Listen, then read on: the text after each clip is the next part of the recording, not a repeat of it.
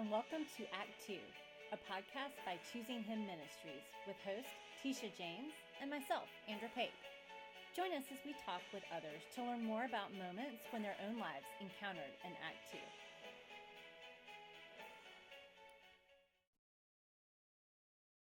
Hello, and welcome to Act 2, a podcast by Choosing Him Ministries. My name is Andra Pape, and this is your host, Tisha James. Good morning and welcome. We're glad to have you with us this morning. As you know, our podcast, Act 2, is about sharing stories. It's about sharing our journeys, where we've been, where we're going, the times we've had to start over, taking our messes and do a redo. But mostly it's about sharing God in the midst of them and how he has worked through them. So as every time you log on and every week that we have a different guest on here, that is our goal, is to share our journeys with each other to give hope and encouragement. So we can't do that without being willing to share our own struggles and our journeys and being transparent, because we ultimately want God to get the glory for our good times, for our bad times, and want you to see him. So this morning, you are going to get to hear from Andra Pape. Andra's been in the middle of some hard struggles, and not just, you're not new to hard struggles. That has been a struggle, a journey, as most of us have been throughout our entire life. But this season right now is a very special one and a unique one. It's different. It is different, and not one that we all will walk, but her response is one that we will all can choose. So welcome, Andra Pape, this morning. Thanks. And tell us a little bit about your story and how God has really shown up. Yeah, in a huge way. Okay, so for those of you who do not know me personally, I have a congenital heart issue that I was born with, and it has kind of morphed into cardiomyopathy. About 6 years ago, I was diagnosed with cardiomyopathy, which is the weakening of the heart muscle, and that was a lot of news in and of itself to handle at the time, but it was good in the fact that my heart muscle stabilized. Like it did decrease, but it did not decrease to the point my my everyday activities weren't hindered. So that was really good. And then enter this lovely season that we have all been having of COVID and trying to stay healthy through that. And so I did get a vaccine and still managed to catch COVID. I think pretty sure it's the Delta variant, but caught that about a month and a half ago. And the complications from having COVID caused my heart to go into complete heart failure. So I am now, I had to go into the hospital, had a lot of fluid, like nurses were amazed at how much fluid was around my heart and lungs. So were the doctors, but they gave me medicine and heart failure medicine, and it definitely helped a lot and got me to a point where I was able to come home. That being said, I will now be starting the journey of getting on the heart transplant list, and which is a lot to say out loud. Mm-hmm. It's a lot. It's been a lot over the past week and a half.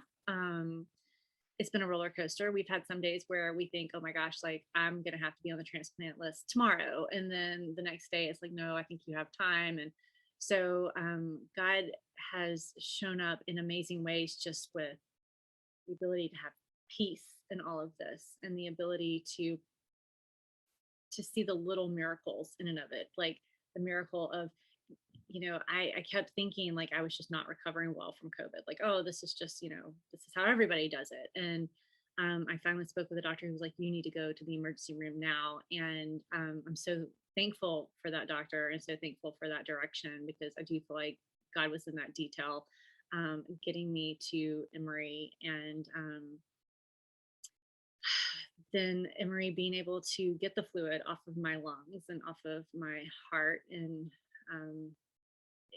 it was something that I think it could have gone either way. And so I feel like I really do cling to those little miracles in each situation of God showing up and saying, okay, well, I may be in heart failure, but I at least get to go home. I get to go home. I get to kind of pace this differently. I've heard of some people who go into the hospital and they don't leave until they get a heart. And I am so very blessed and thankful that God has allowed me some time to kind of reconcile this in my brain and and and see that I have time to kind of get things in order before this big event happens. And honestly, I mean, we don't even know when that's going to happen. I'm still very much trusting God in all of this. And I think the overwhelming response from friends and family has just been, like, what can we do? How can we pray? Like, like, I know you're scared, and I am. I'm scared. It's an overwhelming thing, but at the same time, I have this overwhelming peace that God's okay with us being scared. It just is. Like, it's just not a lack of faith if you're scared. It's not a lack of trust in God. It's a lack of we have finite brains. We can't imagine life different than here. And so, like, we want to stay on this earth as long as possible, even though I will any given day be like, oh, I wish Jesus would come back. Because I do. I wish it all the time. I'm like, that would be great. But the reality is nobody likes change. And I say it all the time. Like, if the second coming were to happen today, if God literally were to come and gather everyone up to send believers to be with him, I'd be hiding under a rock. I'd be so scared. Tisha, I'd be so scared. Like, and God would be over there going, it's okay. Just give her a minute. It takes Andrew a minute. It takes Andrew a minute to adjust to things. She's fine. She's fine. She'll walk it off. She'll be okay. And that's my personality. Always has been. And I think he'll just come for you first, so you're not scared, and the rest of us will come after you. He'll be like, Andra, come here. Like, he'll come from from like the side. Like, there you go. Come over here. Like, that's always been my personality. I'm very type A. I want to know exactly what's going to happen. And in this situation, there is no knowing what's going to happen next. And God has given me just an overwhelming peace about that it's okay to be scared, that he is with us and that he is with us in this journey. So yeah, it's a lot to take in. I mean, I hate talking about myself, but it's a lot to take in. It is a lot to take in. It's a lot to take in. I can't even imagine. And I am just your friend here who's been praying fervently and scared with you and walking as much as I can. And I'm still not and will ever be in your shoes. And I can't imagine. What was it like when you were in the hospital? Because, like most everybody right now, your loved one's there alone. You did get to have Ryan with you for a little bit, but what was going on in your brain as you're there alone? What are you thinking about, and what? Sorry, I'm prying into your not. Innermost thoughts here. But I mean, again, I really do say it was a God thing. I think God really shielded my emotions, because as you know right now, if you go to the emergency room, you're just dropped off at the door. I mean, and it's you can't have anybody sit with you.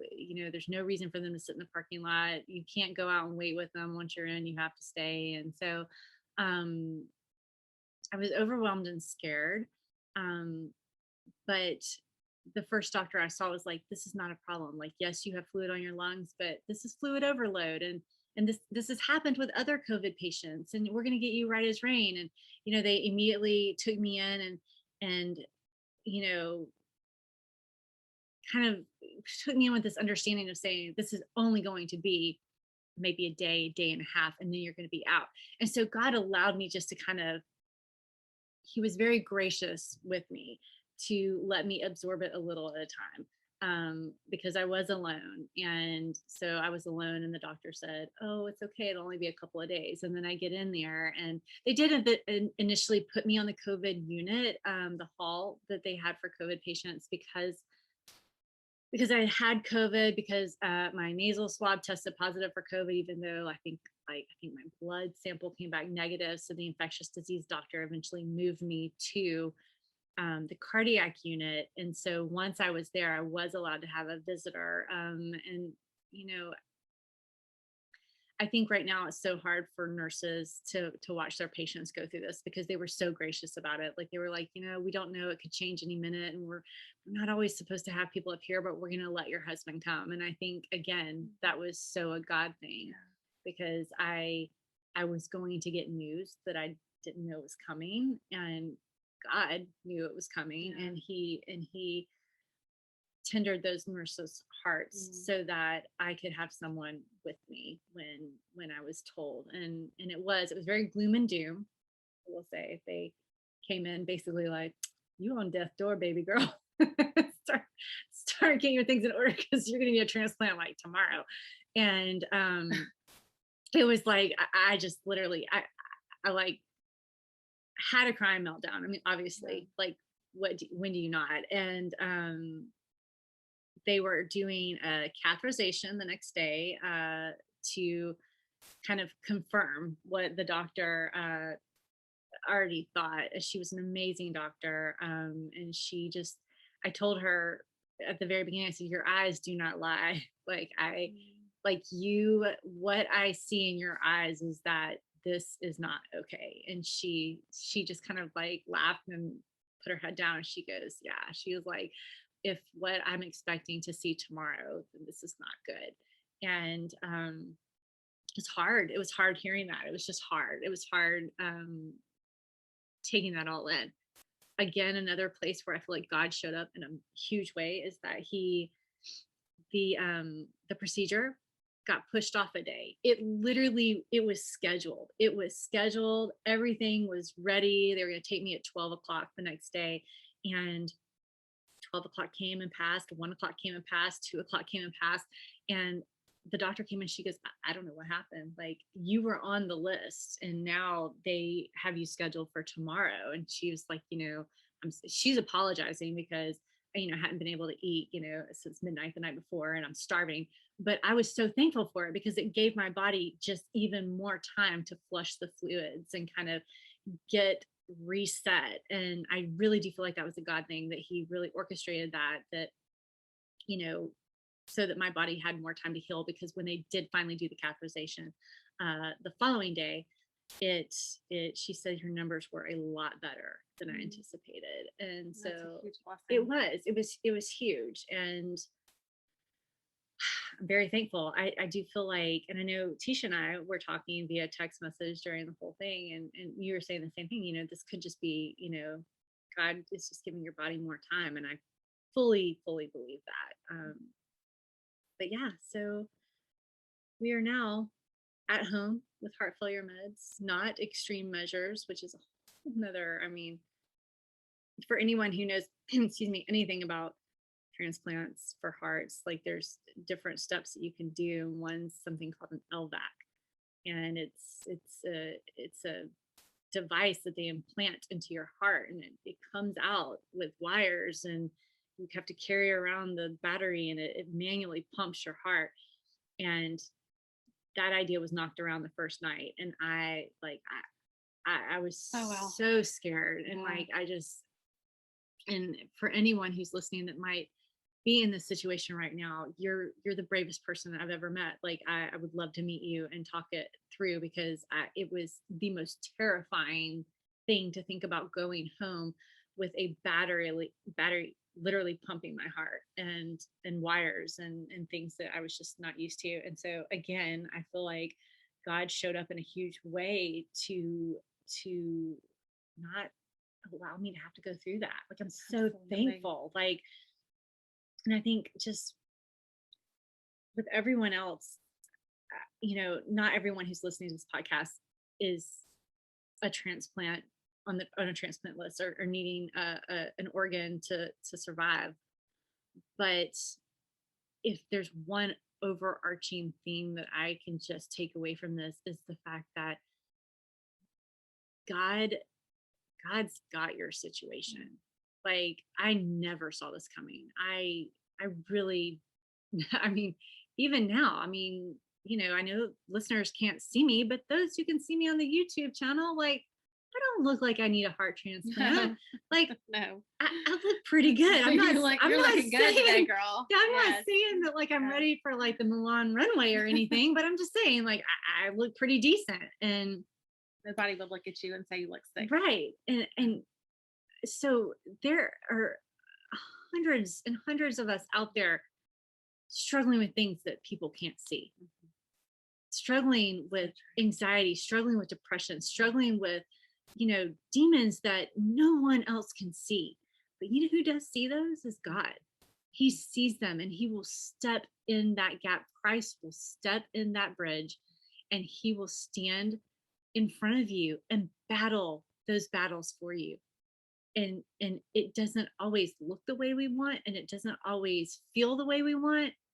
But when you go back to scripture over and over again, God's got this. He says in his word, he has this, and he's going to battle it for you.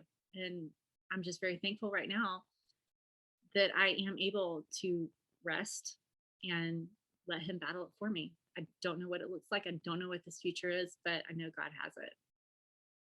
He does.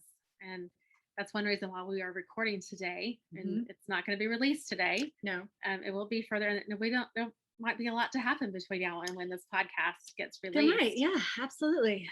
But it was very important to Andra and to me for us to get this recorded today. Yes.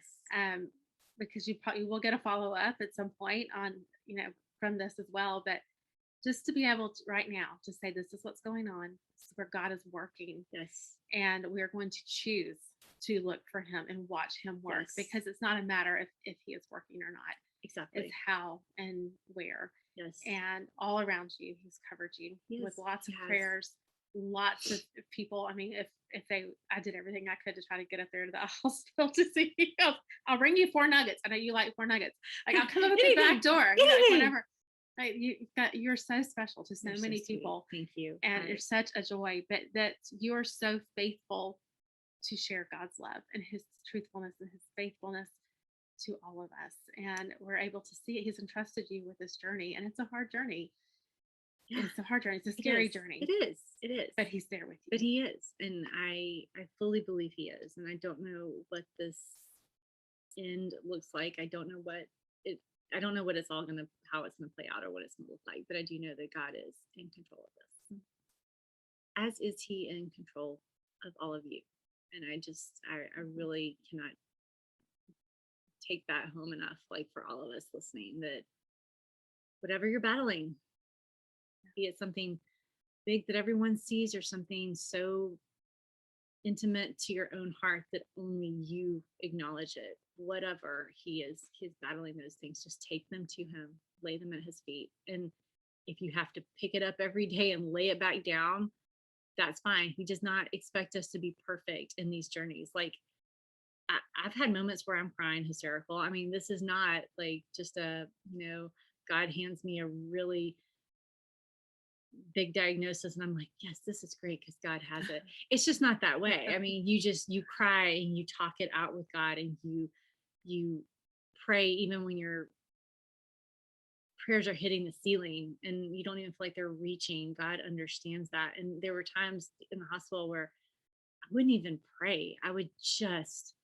feel like, I'm like, Christ, you gotta like, Holy Spirit, you gotta step in there for me. Like, you've got to interpret this, because I can't even put words on my emotions right now. And he is faithful. He'll listen and he hears what your heart says. Well, thank you for bringing us along on this journey. You're welcome. I think this will be one of many. I hope so, because it's just really important to share, not only when we finally have all of our act together, but to be vulnerable enough in the middle of our journey. Because a lot of us were, oh yeah, I'll share it when everything looks pretty again. Right. I think when I'm on the other side of it. Right. Because we want to put the right filters on it. We want everybody to think I've done everything right along on the journey. Exactly. The most powerful ones are when we're in the middle of it. And when we mess up and when we try to take it back from God, and when you do this tug of war of God wanting it, saying, give it to me. And you're like, okay, but no, remember, I'm not ready to let it go. Yeah, exactly. And we all relate to that. Yes. No matter what situation we're in. Thank you. And I know our team is praying fervently for you. Thank you. And listeners, whenever you hear this, please continue to lift Andra up.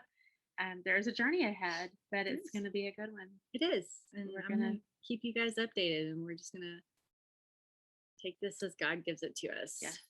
So one thing you and I were sharing earlier about was, how do we get to a point when we're in something major crisis mode where you can find that peace of where God is? And I was studying earlier today about Elijah and how when Elijah was on Mount Carmel and he had to, he was battling with the other prophets, the false prophets. His Mount Carmel day, where God brought the fire down and consumed everything, was what we use in the social media world now, the reels, right? The highlight reels. Highlight reels. Okay. Right. That was his highlight reel of his life.